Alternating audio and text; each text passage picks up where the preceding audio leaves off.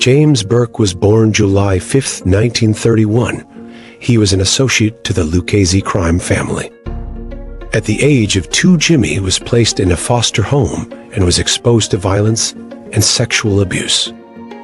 While in the care of dozens of foster parents, Jimmy began his life of crime at a young age and was only free 86 days from the ages 16 to 22 when he was in prison. Jimmy murdered people for both the Lucchese family and the Colombo family. Jimmy loved being a gangster. He started making a profit through extortion, drug dealing, loan sharking, hijacking, and armed robbery. Jimmy was Irish, so he couldn't become a made man in the Mafia, so he would stay an associate in the Lucchese family under Captain Paul Vario. During the 1950s, Jimmy was involved in various illegal activities such as distributing untaxed cigarettes and liquor. Jimmy became a mentor to Tommy DeSimone and Henry Hill. Jimmy owned a bar in South Ozone Park, Queens called Robert's Lounge. In 1962, Jimmy married his girlfriend Mickey, but discovered that she was being bothered by an ex-boyfriend, so Jimmy decided to murder him. The police found the body on Jimmy's wedding day. It was chopped up into 12 separate pieces. On June 11, 1970, Billy Batts was at a nightclub owned by Henry Hill in Jamaica, Queens. Later that night, when the bar was nearly empty, DeSimone pistol whipped Billy Batts. After Billy Batts was beaten and presumed dead, Tommy and Henry placed Billy's body in the trunk of Henry's car. While driving on the way to bury Billy's body, they started hearing sounds from the trunk. After opening the trunk, they then realized Billy was still alive.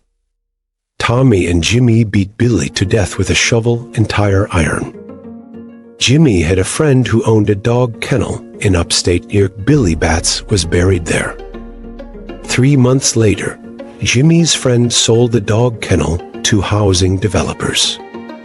Jimmy ordered Henry and Tommy to dig up Billy's body and to dispose of it elsewhere. Henry Hill said the body was eventually crushed in a car crusher at a New Jersey junkyard. In November of 1972, Jimmy and Henry were arrested for beating Gasper Cioccio in Tampa, Florida. Gasper allegedly owed a large gambling debt to their friend union boss, Casey Rosado. They were charged with extortion.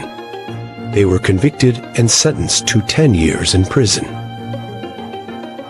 Henry was released after 4 years, and Jimmy was paroled 2 years after.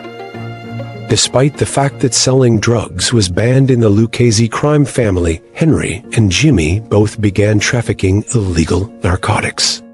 11th may go down as the day of the biggest robbery in our country's history, and it happened right here in New York. Somewhere between $3 and $5 million in cash and valuables was taken from the Lufthansa cargo terminal out at Kennedy Airport.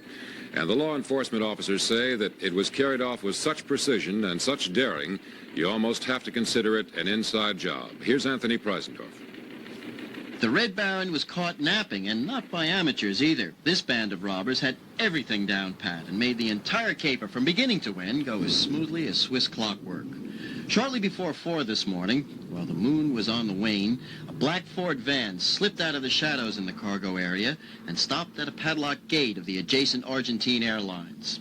One snip with heavy bolt cutters, and that security checkpoint might as well not have been there.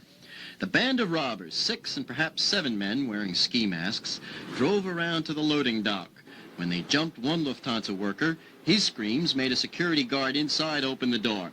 That was the end of security. The gunmen rushed inside and knew exactly where to go. They forced the night supervisor to disconnect the silent police alarm and then take them to the high-value room on the first floor.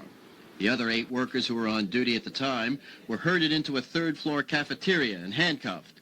One worker who resisted was pistol whipped. His scalp needed 5 stitches. After the supervisor had opened the safe for the thieves, the rest was duck soup. They took 30 shipments of gold, pearls, jewelry, and checks. They also knew just where to look for the $3 million in used money that had been flown in on Friday from Frankfurt. intended for delivery later in the day to the Chase Manhattan Bank. Used money, in bank parlance, is money that's already been in circulation, and more importantly, money for which no record of serial numbers exists. Needless to say, the Red Baron's face was a little redder than usual. On December 11th, 1978, an estimated $3 million in cash and $800,000 in jewelry was stolen from John F. Kennedy International Airport. It was known as the Lufthansa heist, and it was planned out by Jimmy Burke and carried out by several associates. Jimmy decided that Tommy D. Simone, Angelo C. Lewis, Caforo, Joe Manry, Paolo Licastri, and Robert McMahon would carry out the robbery. Depending on their role in the robbery, each person was to receive anywhere in between $10,000 and $50,000. Jimmy is alleged to have ordered the murders of many of the robbers to avoid being implicated in the heist. The first to be murdered was Parnell Stacks Edwards on December 18th, after he failed to get rid of the van that was used in the heist. Jimmy was never charged for the robbery, and the stolen cash and jewelry were never recovered.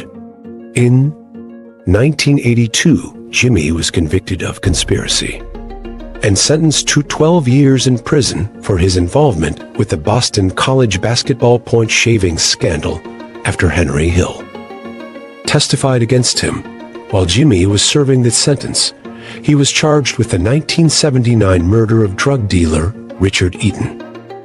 He was convicted and sentenced to another 20 years in prison. Jimmy was serving his sentence when he developed cancer. He died on April 13, 1996.